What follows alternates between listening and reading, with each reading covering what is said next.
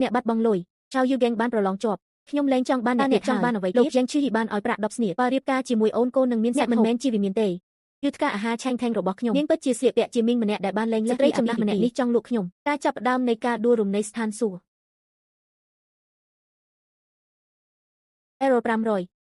1500 That's an error there was an error ជួបអ្នកនៅថ្ងៃស្អែក Let's try again later That's all we know អ្នកមិនចង់រៀបការក៏ដោយមិនចាំបាច់មើលមុខគ្នាទេខ្ញុំរៀបការជាមួយនាងតើខ្ញុំគិតអ្នកណាគឺអ្នកជាអ្នកប្រាជ្ញត្រីក្រតើអ្នកចង់ធ្វើអ្វីជាមួយគាត់មានប្រាក់10ទេឪពុករបស់ខ្ញុំហាក់ដូចជាបានលើកឡើងពីវាប៉ុន្មានឆ្នាំមកគាត់គឺជាសិស្សដែលឆ្លាតបំផុតដែលគាត់ធ្លាប់និយាយបានថាគាត់ជាមនុស្សមានទេពកោសល្យដែលជីវិតនៅទីនេះឪពុកនិងកូនប្រុសគេធ្លាប់ជាអ្នកណែនាំរបស់ខ្ញុំគ្រួសារយកកំពុងស្វែងរកប្តីសម្រាប់បង្កើតវាដោយខ្លួនឯងមើលថែអ្នកអស់មួយជីវិតខ្ញុំឆៃយ៉ែនមានរបស់នឹងមិនឃ្លានទេខ្ញុំឆ្ងល់ថាតើអ្នកសុខចិត្តរៀបការជាមួយខ្ញុំទេបុរសម្នាក់នេះពិតជាសោកសៅណាស់បោះលុយដោយផ្ទាល់ល្អជាងរឿងអាស្រូវនោះច្រើនខ្ញុំធ្វើលុយច្រើនម្លេះអ្នកភូមិខ្ញុំនិងខ្ញុំខ្ចី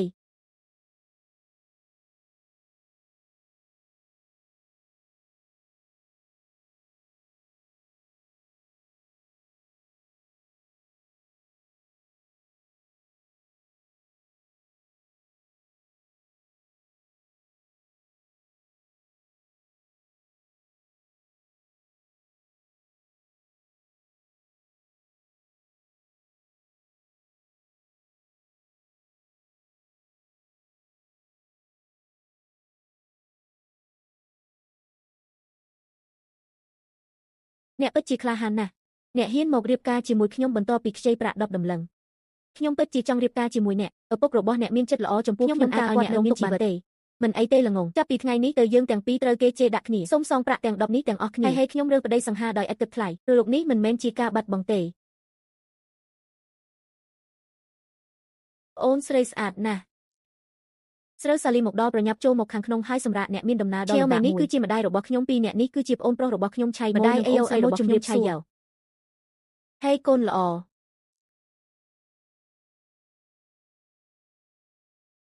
ស្រូវសាលីខ្ញុំដឹងថាខ្ញុំបានធ្វើខុសហើយកុំបារម្ភខ្ញុំនឹងមិនធ្វើបាបអ្នកមុនពេលយើងរៀបការអ្នកដេកលើក្រែខ្ញុំនឹងធ្វើកំរាលឥតស្រូវសាលីកុំបារម្ភខ្ញុំនឹងមិនធ្វើបាបអ្នកមុនពេលយើងរៀបការទេអ្នកដេកលើក្រែខ្ញុំនឹងធ្វើកំរាលឥតភ្លេចអំពីការដេកនៅលើឥដ្ឋដេកត្រជាក់ក្រែធំណាស់មនុស្សម្នាក់ក្នុងមួយចំហៀងស្រូវសាលីខ្ញុំនឹងធ្វើការយ៉ាងលំបាកនៅពេលចំអាពាហ៍ពិពាហ៍ដ៏ធ្ងន់ធ្ងរសម្រាប់អ្នកហើយសារនេះក៏ដោយក៏ពួកគេជាមនុស្សល្អដែរវាជាការសុខស្រួលក្នុងការធ្វើដំណើរទៅកាន់កន្លែងដ៏អាក្រក់នេះអ្នកសម្រាប់ខ្ញុំនឹងទៅផ្ទះបាយធ្វើម្ហូបខ្ញុំនឹងទូរស័ព្ទទៅអ្នកនៅពេលខ្ញុំរួចរាល់វានឹងល្អប្រសិនបើកន្លែងអាចនាំវាបាន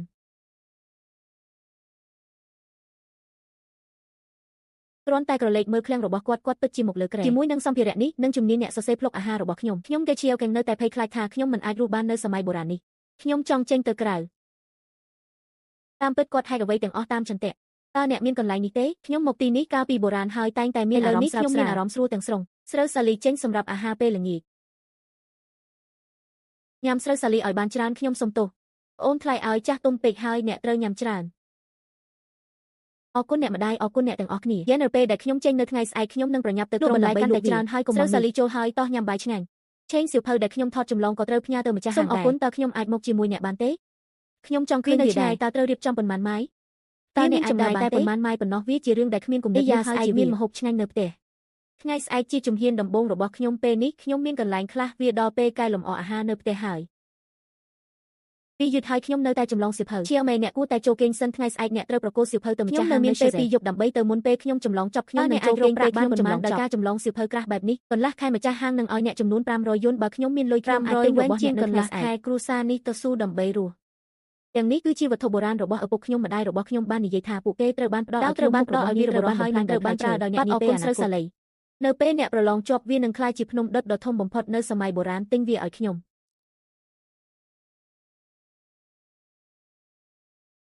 ស្រូវសាលីអ្នកភ្ញាក់ឡើងសៅវិញទុកអាហារឲ្យអ្នកហេតុអ្វីបានជាអ្នកមិនហៅខ្ញុំគ្រួសារទាំងមូលក្រោកឡើងមើលទៅខ្ញុំខ្ជិលប៉ុណ្ណាវាមិនសំខាន់ទេមានពេលគ្រប់គ្រាន់ហើយអ្នកទើបតែមកទីនេះហើយមិនខ្ញុំចង់ឲ្យអ្នកសម្រាប់បន្ថែមទៀតមនុស្សល្ងងនេះបុរសកក់ក្ដៅពិតប្រាកដខ្ញុំមិនឃ្លានទេទៅរឿងបន្ទាន់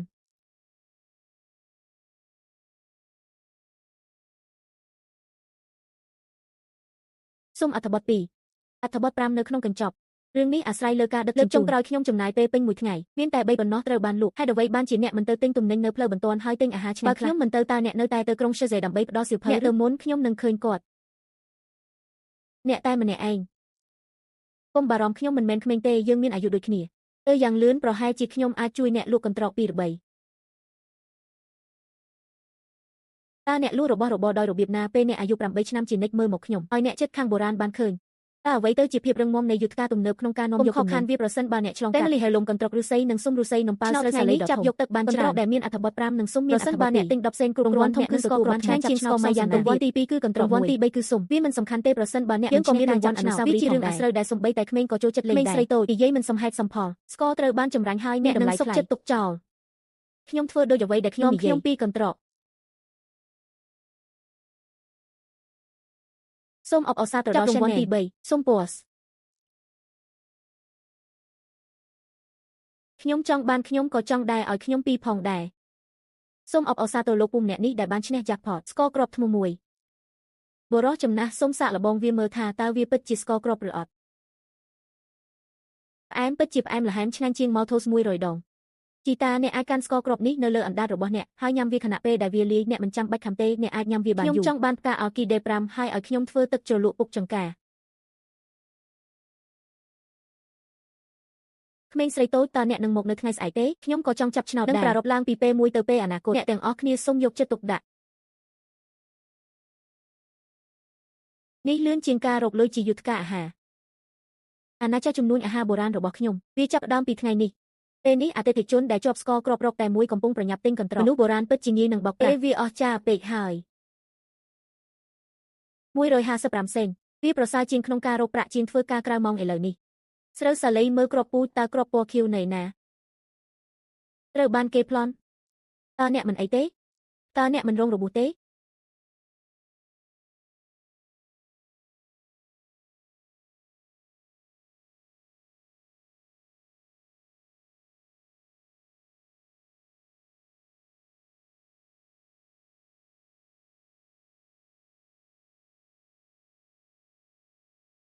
500ម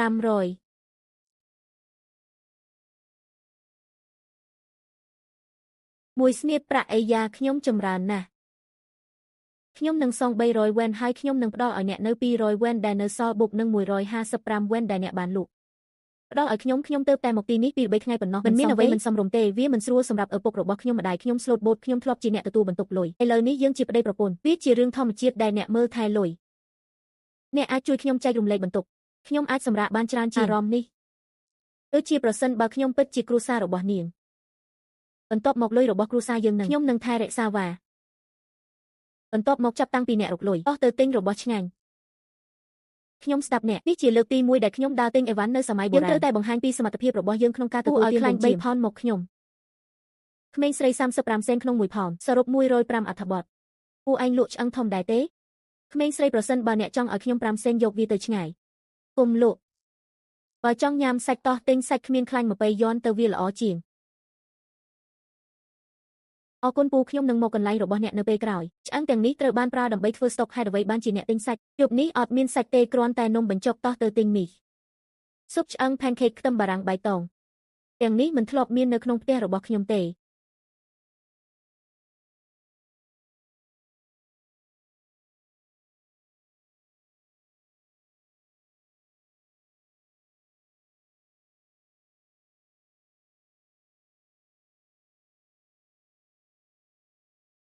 ខ្ញុំមានធម៌ពលនិងមានភាពចាស់ទុំគ្រប់ពេលដល់ឲ្យខ្ញុំនៅពេលអ្នកហត់នឿយខ្ញុំក៏អាចឲ្យប្រពន្ធខ្ញុំរើសពងបានដែរ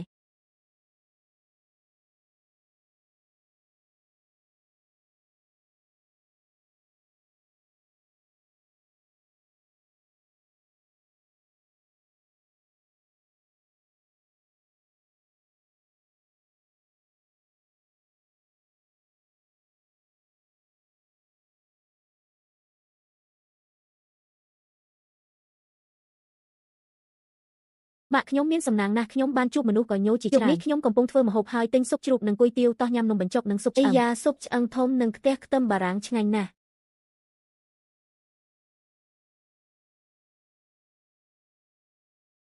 បងស្រីសូមសម្រាប់បន្តិចសិនខ្ញុំពូកែខាងភ្លើង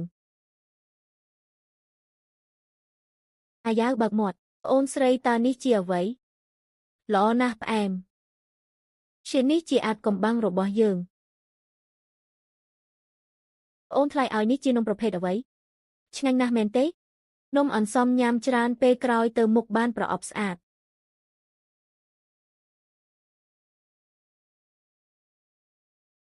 ម៉ាក់សាក់លបងវាឲ្យលឿនវាមានរសជាតិឆ្ងាញ់ខាងក្រៅនិងខាងក្នុងទន់ក្រអូបជាមួយខ្ទឹមបារាំងបៃតងខ្ញុំមិនដែលដឹងថាអាហារអាចបំពេញគ្នាទៅវិញទៅមកដូចនេះទេបងស្រីបង្កើតហេតុអ្វីស៊ុបនេះនេះជាលើកទី1របស់ខ្ញុំដែលបានផឹកស៊ុបដ៏ឆ្ងាញ់បែបនេះបងស្រីក្មេកអ្នកអស្ចារ្យណាស់ម៉ាក់និងប៉ាឆៃយ៉ានខ្ញុំចូលចិត្តធ្វើម្ហូបចាំខ្ញុំធ្វើម្ហូបនៅផ្ទះចាប់ពីពេលនេះទៅអត់មិនអីទេអ្នកធ្វើម្ហូបចាប់ពីពេលនេះទៅខ្ញុំនឹងថែរក្សាចានយេនអ្នកមានសំណាងដែលបានរៀបការជាមួយឆេលមេដោយវិធីនេះលុយបេរយ៉នត្រូវបានប្រគល់ជូនលោកតាយ៉ាងវិញវិញជីតាយ៉ាងមានទម្លាប់ចាស់ពេលនោះខ្ញុំនៅទីនោះហើយបានសុំលៃយ៉ាងយកគាត់ទៅរន់តែចែកឆ្នាំនិងសម្រាប់ពី3ថ្ងៃសំណាងល្អពូយ៉ាងអ្នកនៅទីនេះប៉ុន្តែមានបញ្ហាដំបូងឡើយលោកតាយ៉ាងបាននិយាយថាជប់លៀងអាពាហ៍ពិពាហ៍នៅថ្ងៃស្អែកសម្រាប់គ្រួសារយ៉ាងពីជេងកំពុងស្វែងរកដៃចិនដានៅក្នុងភូមិខ្វះចុងភៅបាទ1លានក្នុងការលេងលុយនិងអំណោយអរគុណតើអ្នកគិតយ៉ាងណាចំពោះខ្ញុំតើអ្នកទៅទេអ្វីម្ហូបដែលខ្ញុំចំអិនមិនឆ្ងាញ់ហើយខ្ញុំមិនស័ក្តិសមធ្វើពិធីជប់លៀងមង្គលការទេស្រូវសាលីពិធីជប់លៀងមង្គលការនឹងចំណាយពេលពេញមួយថ្ងៃដោយមានមនុស្សរាប់សិបនាក់ញ៉ាំខ្ញុំខ្លាចអ្នកហត់ជីវិតនេះពិតជាមិនងាយស្រួលទេអ្នកខ្សោយខ្ញុំមិនអាចធ្វើអ្វីផ្សេងបានក្រៅពីធ្វើម្ហូបហើយខ្ញុំមិនដែលខ្លាចនរណាម្នាក់ឡើយឆៃយ៉ាននាំខ្ញុំទៅផ្ទះលៃចេង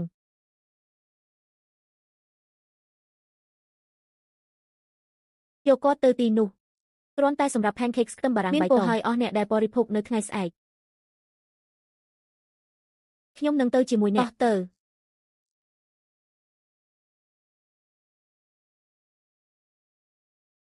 តើមានអ្វីកើតឡើងនៅពេលយប់ពូលីចេងពិធីជប់លៀងមង្គលការរបស់គ្រួសារយ៉ាងនៅថ្ងៃស្អែកខ្លៅបានដួលលើជើងអ្នកបានរកឃើញអ្នកជំនួសទេ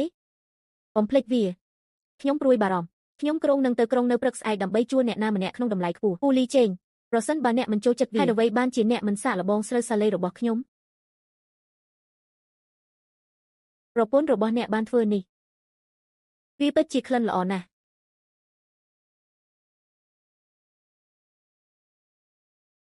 អ្នកមកពីគ្រួសារឆៃយ៉ែននេះពិតជាអ្វីដែលអ្នកបានធ្វើពូលីចេងអនុញ្ញាតឲ្យខ្ញុំសួរអ្នកខ្ញុំមានសមត្ថភាពគ្រប់គ្រាន់ក្នុងការរៀបចំពិធីជប់លៀងអាពាហ៍ពិពាហ៍ទេខ្ញុំបានយល់ព្រមក្នុងនាមគ្រួសារយ៉ែនបន្ទាប់មកខ្ញុំនឹងត្រឡប់ទៅវិញលោកតាយ៉ែងបានដួលធានាអភិបាលកិច្ចល្អតែមេមកហើយយកស្លាបព្រាវែងធានាអភិបាលកិច្ចល្អបន្ទាប់មកខ្ញុំនឹងបានធូរស្រាលអ្នកនឹងពូយ៉ែងធ្លាប់ដូចគ្នា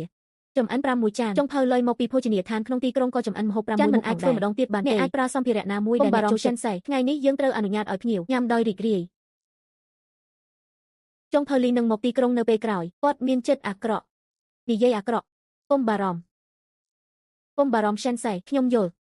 បន្ទាប់មកទៅមុខខ្ញុំនឹងយកអ្នកនៅពេលវាចប់យល់ព្រមត្រឡប់ទៅវិញយ៉ាងលឿនកុំបារម្ភពីខ្ញុំ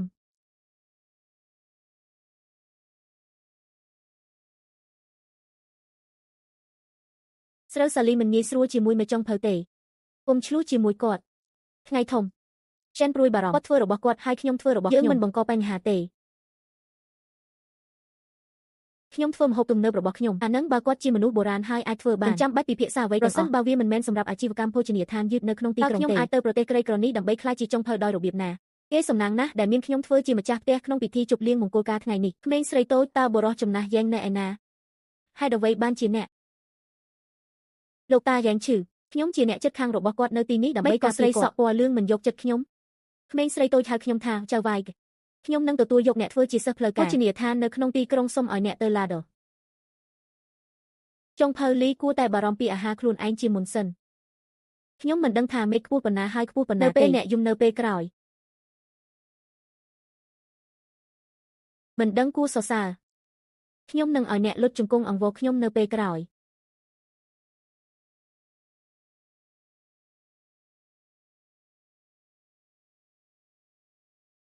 ចលនានេះជាអតីតយុទ្ធជនមិនអាចប្រៀបធៀបនឹងនារីសក់ពណ៌លឿងបានឡើយខ្ញុំគ្មានលទ្ធភាពបាត់បង់មនុស្សម្នាក់នេះទេ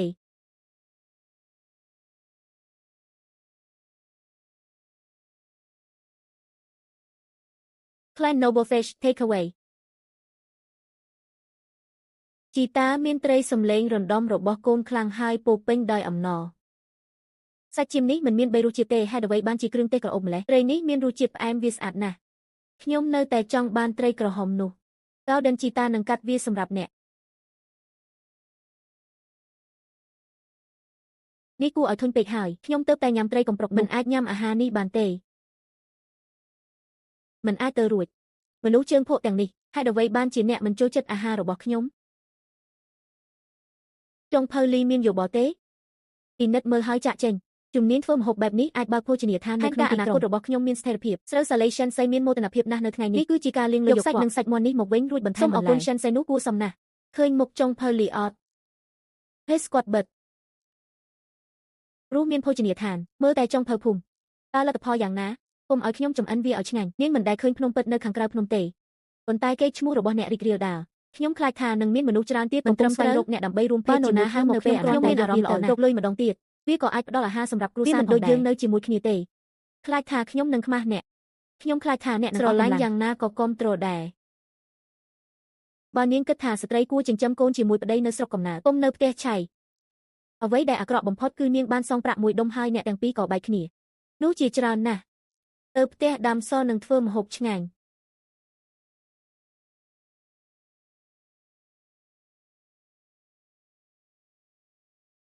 វាមានក្លិនល្អណាស់ប្អូនថ្លៃនំនេះពិតជាឆ្ងាញ់ជាងយើងនឹងប្រើកាបូបនេះនៅថ្ងៃស្អែកនំចំហុយជាមួយសំណប្រេងបន្លែគេហៅថាស្នាដៃខ្ញុំស្គាល់ JK មានវានៅលើភ្នំខ្ញុំនឹងនាំអ្នកទៅរើសវានៅថ្ងៃស្អែកវាអស្ចារ្យណាស់នោះហើយជាវា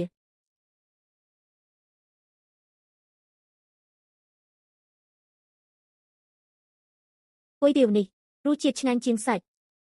តើអ្នករៀនសិប្បកម្មនេះដោយរបៀបណាខ្ញុំគ្រាន់តែស្រមៃមើលវាមានរសជាតិឆ្ងាញ់ញ៉ាំច្រើនខ្ញុំពិតជាត្រូវឡើងភ្នំនៅថ្ងៃស្អែករើសបន្លែសាច់ជ្រូកមកធ្វើនំចំហុយខ្ញុំនឹងទៅជាមួយអ្នកនៅថ្ងៃស្អែកខ្ញុំក៏ទៅរើសអស់សម្រាប់គ្រួសារខ្ញុំដែរនឹងមានការភ្ញាក់ផ្អើលបន្ថែមទៀតនៅថ្ងៃស្អែក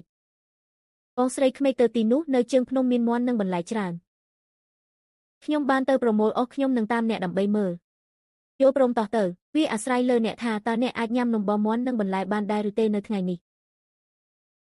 ខ្យល់អាកាសល្អជាងសម័យទំនើបនិងទីក្រុងភ្នំទាំងនេះត្រូវបានភ្ជាប់ជាមួយគ្នាខ្ញុំបានដាំដំពោតពីមុនមកដូច្នេះភូមិនេះមានឈ្មោះថាភូមិលីហ៊ូបងស្រីក្មេកមើលទុំមាសនេះត្រូវបានជីកយករ៉ែអស្ចារ្យតោះចាប់ផ្ដើមការងារ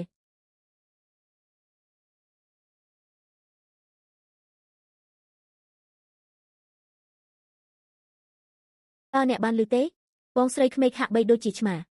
នឹងមិនមានសត្វចម្លែកនៅលើភ្នំទេមែនទេវាជាសត្វឆ្មាមួយក្បាលតាមទីវាចេញពីភ្នំកូនឆ្មានេះកំសត់ណាស់មានបញ្ហាទាន់ពេលវេលាត្រូវតែទៅមើលវាគ្រោះថ្នាក់ពេកសម្រាប់អ្នកទៅម្នាក់ឯងទៅជាមួយអ្នក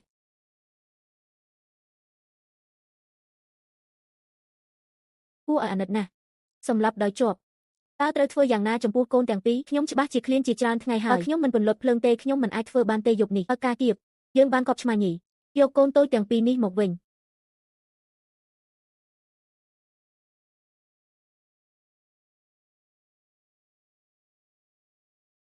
គួរឲ្យស្រឡាញ់ណាស់ខ្ញុំខ្លាចអត់បាយស្លាប់បើមិនឈប់តើខ្ញុំគួរឲ្យពួកគេផឹកអ្វីនៅផ្ទះទេទៅភូមិហើយសួរចាំមើលថាតើនរណាខ្លះដែលទើបនឹងទាញយកឈើម្ដាយជាមក្នុងស្រុករបស់ហ៊ីសិនមានទឹកដោះគោពេវាគ្រាន់តែឈឺខ្លាំងពេកអស្ចារ្យអ្នកទៅសុំបន្ថែមហើយត្រឡប់មកវិញវត្ថុនោះមានរសជាតិអាក្រក់តើអ្នកចង់ឲ្យនាងធ្វើអ្វីអ្នកនឹងដឹងទឹកដោះគោពេទៅភ្នំរឿងនេះសុទ្ធតែជាជំងឺក្នុងភ្នែកខ្ញុំបុរសដែលមានចំណេះដឹងអាចទៅភ្នំបាននេះត្រូវបានគេហៅថាសម្បកក្រូចឆ្វិចហើយវាមានឥទ្ធិពលវេទមន្តផ្ទាល់ខ្លួនបងស្រីក្មេកបានទឹកដោះគោពេមកវិញយកវាទៅបង្រៀនខ្ញុំឲ្យស្លាប់មិនអីទេទុកវានៅទីនេះនឹងស្វែងយល់អំពីគាត់នៅពេលក្រោយបងស្រីក្មេកនឹងធ្វើអ្វីជាមួយគាត់ពងជៀមរបស់ហ៊ីសិនសេនៅក្នុងភូមិមានទឹកដោះគោពេតែអ្នកភូមិមិនចង់បានទេតើអ្នកមិនបាននិយាយថាគ្រួសាររបស់ហ៊ីសិនសេមានទឹកដោះគោពេច្រើនដល់ពេលដល់ខ្ញុំអាចបំបត្តិក្លិនភ្នំនេះហើយធ្វើទឹកដោះគោឆ្ងាញ់តើអាចទេអ្នកទៅអសដ្ឋានច្រើនទៀតជាមុនសិនកាន់តែច្រើនកាន់តែប្រសើរខ្ញុំនឹងមានប្រយោជន៍ខ្លាំងណាស់មិនអីទេខ្ញុំនឹងទៅបន្ទាប់ពីអាហារពេលល្ងាច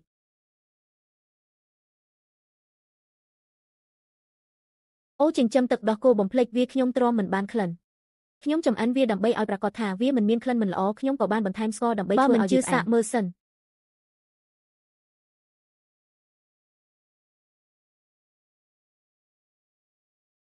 អីយ៉ាបងស្រីបង្កើតទឹកដោះគោពេឆ្ងាញ់ផ្អែមក្រអូបមិនដែរខ្ញុំមិនចង់លុបវាតតែសោះប្អូនថ្លៃឲ្យពីរោះណាស់ប្រសិនបើអ្នកអាចលុបវាបាននោះទឹកដោះគោពេនេះគឺជាអាជីវកម្ម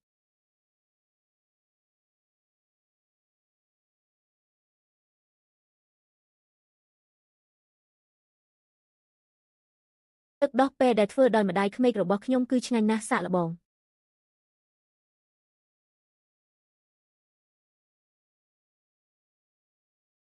វាមានក្លិនដូចតែនឹងផ្អែមតើស្ករមកពីណា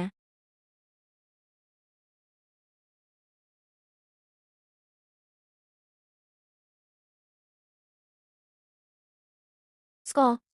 អូថ្ងៃចុងក្រោយដែលអ្នកប្រកួតសៀវភៅនោះមានឆ្នោតស៊ុបធម្មតានៅក្នុងទីក្រុងខ្ញុំថ្ងៃដែលខ្ញុំដាក់ស៊ុបខ្ញុំមិនដែលឃើញតូបលក់ឆ្នោតទេវាគ្រាន់តែថាពួកគេមានគ្រួសារធំបែបនេះផ្កាអ័រគីដេរបស់យើងលក់បានយ៉ាងឆាប់រហ័សពេលខ្ញុំត្រូវគេវាខ្ញុំលាក់វានៅក្រោមកម្រាលពូព្រោះខ្ញុំភ្លេចប្រាប់វាពេលខ្ញុំត្រឡប់មកវិញខ្ញុំគ្រាន់តែនិយាយថាស្រូវសាលីគឺជាផ្កាយសំណាងរបស់គ្រួសារយើងរង្វាន់ធំមាននរណាម្នាក់សំណាងនេះទេស្រូវសាលីដែលផលិតដោយខ្លួនឯងអ្នកនៅក្នុងគ្រួសាររបស់យើងអ្នកមិនត្រូវបានអនុញ្ញាតឲ្យធ្វើបាបប្រពន្ធរបស់ម្ដាយប្ដីខ្ញុំមានគំនិតមួយដែលខ្ញុំចង់ពិភាក្សាជាមួយអ្នកយល់បាននិយាយថាគ្រូសាហ៊ីវបានចិញ្ចឹមទឹកដោះគោហើយគ្មាននរណាម្នាក់ផឹកវាទេខ្ញុំបានឃើញវានៅក្នុងសៀវភៅការបង្កាត់ពូជទឹកដោះគោមានតម្លៃអាហារូបត្ថម្ភខ្ពស់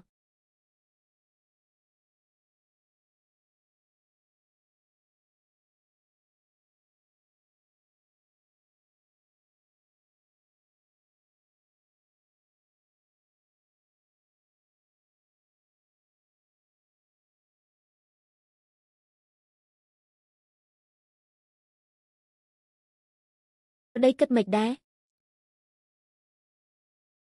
វាដំណើរការមិនអីទេដោយសារអ្នកដឹងថាមានអ្វីកើតឡើងចូលធ្វើវាម៉ាក់នឹងនាំអ្នកទៅផ្ទះហ៊ីឥឡូវនេះហើយនិយាយថាមិនអីទេតោះទៅជាមួយគ្នាអូនស្រីអូនស្រកទម្ងន់ហើយនេះជាកូនប្រសារថ្មីរបស់ខ្ញុំស្រូវសាលីអូខៃ sure អ្នកមានសំណាងណាស់ស្រូវសាលីមើលទៅសង្ហាណាស់វិញហូខ្ញុំនឹងមិនវាយនៅជុំវិញព្រៃទេខ្ញុំចង់រកស៊ីជាមួយគ្រួសារអ្នកធ្វើអាជីវកម្មតើគ្រួសារក្រីក្រដូចយើងអាចធ្វើអាជីវកម្មបែបណាខ្ញុំចង់ទិញទឹកដោះគោពេនិងសាច់ចៀមរបស់អ្នកស្រូវសាលីមិនអាចប្រើបានទេបើមានទឹកដោះគោគ្មានអ្នកណាផឹកទេពុំខ្ជះខ្ជីវា